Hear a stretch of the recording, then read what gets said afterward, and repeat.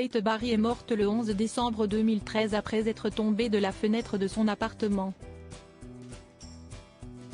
Son fils, Roman de Kermadec, est certain qu'il ne s'agit pas d'un accident. Si est-il un mystère qu'elle a malheureusement emporté dans la tombe. Le 11 décembre 2013, la photographe Kate Barry a chuté de la fenêtre de son appartement, au 4e étage de son immeuble situé dans le 6e arrondissement de Paris. Ce qui a provoqué sa chute, personne ne le sait.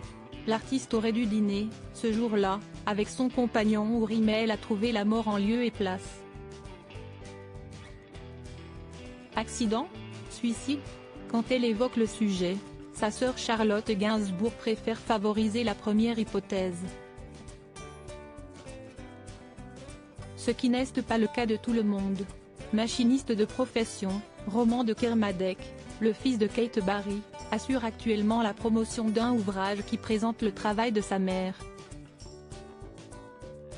Ce beau livre, intitulé My Own Space, est sorti en septembre 2023 aux éditions La Martinière. Si est un joli hommage à l'artiste, morte à l'âge de 46 ans, dont les photos avaient longtemps traîné dans la cave de Jane Birkin, entre Paris et la Bretagne.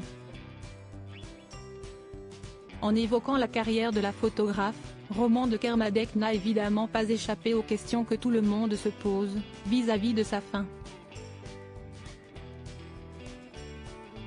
Roman de Kermadec est catégorique. Contrairement à sa tante Charlotte Gainsbourg, il pense que cette chute du 4e étage n'est pas accidentelle. Elle était dépressive, sous antidépresseurs, rappelle-t-il dans les colonnes du magazine Paris Match. Elle a recommencé à picoler un peu, de temps en temps. Je voyais bien qu'elle ne gérait pas le truc. Je me souviens d'un vernissage où elle avait tellement les pétoches qu'elle a bu quelques verres. Quand les invités sont arrivés, elle a fondu en larmes, alors que son expo avait un succès fou. Si est comme si elle n'acceptait pas ce succès. Comme s'il était difficile de gérer émotionnellement d'être enfin reconnue. La disparition de sa mère, Roman de Kermadec l'a très mal vécu. Il a vite rechuté du côté de ses démons.